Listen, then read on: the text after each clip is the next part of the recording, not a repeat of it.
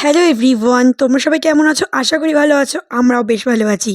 তোমাদেরকে ওয়েলকাম রিয়ান রায় লাইফস্টাইল ব্লগে।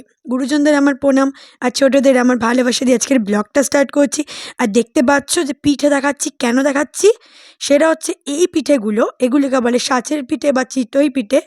তো এই পিঠেগুলো ভাই বানিয়েছে, বাট ভিডিওটা করা হয়নি। এটা দেখতে পাচ্ছ লঙ্কা পেঁয়াজ টেয়াজ দিয়ে বানিয়েছে, আর এটা নর্মাল বানিয়েছে। যেটা নর্মাল বানিয়েছে সেটা হচ্ছে এই সুন্দর গুড় দিয়ে খাবো, খেজুরের গুড় দিয়ে। আর যেটা লঙ্কা পেঁয়াজ দিয়ে বানিয়ে সেটা তো এমনি খাবোই।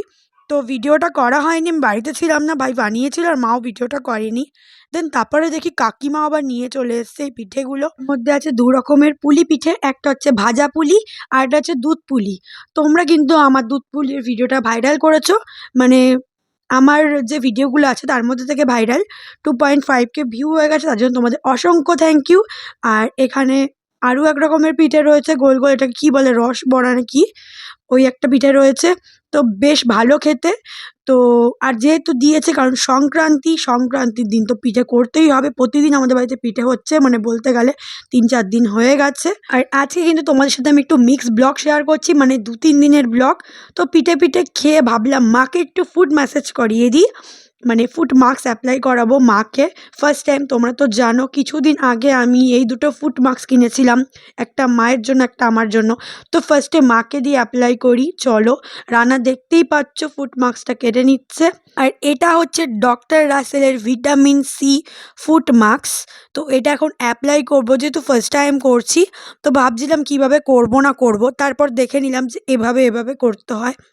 তো রানা আর ভাই দুজনে মিলে মাকে পরিয়ে দিয়েছে। তোমরা দেখতে থাকো স্কিপ না করে, আশা করি তোমাদের খুব খুব ভালো লাগবে।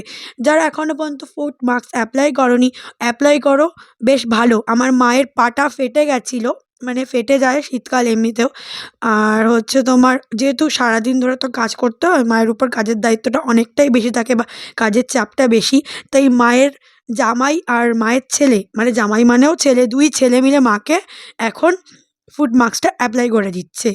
একটা মাকে মায়ের জামাই মানে রানা পরিয়ে দিচ্ছে, আর একটা হচ্ছে ভাই পরিয়ে দিচ্ছে। দুজনে মিলে দুটো পরিয়ে দিচ্ছে, তবে ভাইয়েরটা একটু বেশি সুন্দর হয়েছে, কারণ আমাদের তুলনায় ও না একটু তাড়াতাড়ি সব কিছু শিখে যায়, বা ও সব কিছু পারেও। তো ভাইয়েরটা বেশি সুন্দর হয়েছে, রানারটা মোটামুটি হলেও তাও ঠিক আছে। দেন এটাকে অ্যাপ্লাই করে তোমরা চাইলে 15 মিনিট থেকে 30 মিনিট রাখতে পারো। মা রেখেছিল 15 মিনিট মতো। তা মাকে বলছি ফিলটা কেমন হচ্ছে, তো বলছিল বেশ ভালো হচ্ছে। ভয়েস দিতে পারিনি কারণ ওখানে জোরে জোরে গান বাজছিল তার জন্য। দেন কিছুক্ষণ রেখে দিয়েছি। আমার মাম্মাম ভাবছে এটা কী রেখে দিয়েছে বা কী করছে, বুঝতে পারছে না। আমার মাম্মাম ধরে ধরে টানছে, ওই দেখো। আমি বলছি যে মাম্মাম ধরো না। তারপর তো টাইম হয়ে গেল খোলার, তো ভাই খুলে দিচ্ছে, দেখতে পাচ্ছ। আর গাইস তোমরা বিশ্বাস করতে পারবে না, খোলার পরে মায়ের পাটা দারুণ লাগছিল, আর অনেকটা ট্যানও রিমুভ হয়ে গেছিলো, আর খুব সুন্দর লাগছিল পাটা। এবার বলবো না গোড়ালি পাটা কমে, সেটা বলবো না, বাট অনেকটাই ভালো লাগছিল মা বললো যেটা। চলো নেক্সট ডে ব্লগ শেয়ার করি। তুমি করো তুমি করো তুমি করো পড়াশোনা করো করো তুমি তার ভালো ড্রেস পরে করো, ভিডিও করবে, এটা ব্লগ করবে, তো এটা ব্লগ করবি না, এটা ব্লগ করবে। আরে মানে গান করতে গেলে কি আর সাজতে লাগে নাকি? বলো আমরা তো নাইটি পরে ব্লগ করি।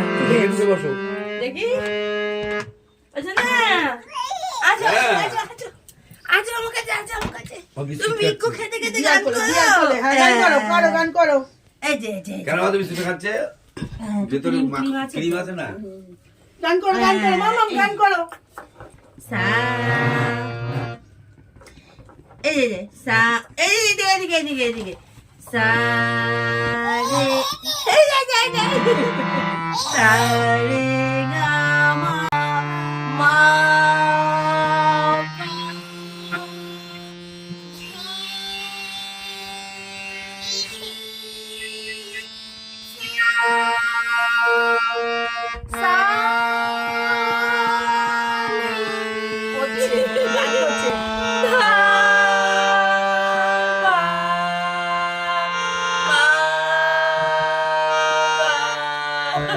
আমাদের মাম্মাম না গান করতে ভালোবাসে, তোমরা তো জানো। সাথীর বাড়ির ব্লগ বলো বা আমার মায়ের সাথে শেয়ার করা ব্লগ বলো, প্রত্যেকটা ব্লগেও কিন্তু গান করে। তো এই কাকিমা গান করলেও গান করে, মানে যে কেউ গান করলে ওকে গান করতে হবে। আজকে অতটা মুড নেই বলে শেয়ার করতে পারলাম না। শুধু গান না, যখনই কোনো গান বাজে তার সাথে তাদের নাচও করে, জানি না ভবিষ্যতে কী করবে। তো তোমরা দেখতে থাকো, আরও কিছু শেয়ার করছি। দেখো গাইস, আমাদের বাড়িতে কে এসছে, রিয়া চলে এসছে। হাই গাইস, তোমরা কেমন আছো? ও বাবা, তো অনেকদিন পরে আসলো বলতে কদিন হয়েছে? 10 দিন পরে আসলি নাকি? তোকে দিয়ে দিয়েছি, এখন একটুখানি বললাম খাওয়া দাওয়া করে নে। এই যে পিঠেটা ভাই বানিয়েছে, তোমাদের তো কালকে শেয়ার করলামই। আর এই যে মিষ্টি আর লেবু, তো তুই খেয়ে নে। তুই কিছু বলতে চাস আমার দর্শকের উদ্দেশ্যে? হ্যাঁ, তোমরা দিদির ভিডিও দেখবে আর লাইক কমেন্ট শেয়ার করবে। বাবা তাই? আমিও দেখি, আমার মাও দেখে। বাহ, খুব ভালো। আমার ছোট্ট সাবস্ক্রাইবার। তো খেয়ে নাও, তুমি নাও, খাও। খেয়ে বলো পিঠেটা কেমন আছে, দাদা বানিয়েছে। এটা চিতই পিঠে বা ভাপা পিঠে। ভালো আছে। এর মধ্যে একটু গুড় নেবা নাকি, না মিষ্টি দিয়ে খাবা? মিষ্টি দে। মিষ্টি খাও, মিষ্টি দিয়ে খাও। তো তোমরা দেখতে থাকো, আমি একটু পরে আসছি। তারপর বাবা দেখো এটা নিয়ে চলে এসছে। আমাদের বাথরুমের এই শাওয়ারটা খারাপ হয়ে গেছিলো, তো বাবা নিয়ে আসলো। তো তোমাদের দেখায় আর কিছু কথা শেয়ার করে নিই, মানে বলিনি, কারণ ব্লগটা এন্ড করতে হবে। ব্লগটা একটু ছোটোর মধ্যেই রাখলাম আজকে।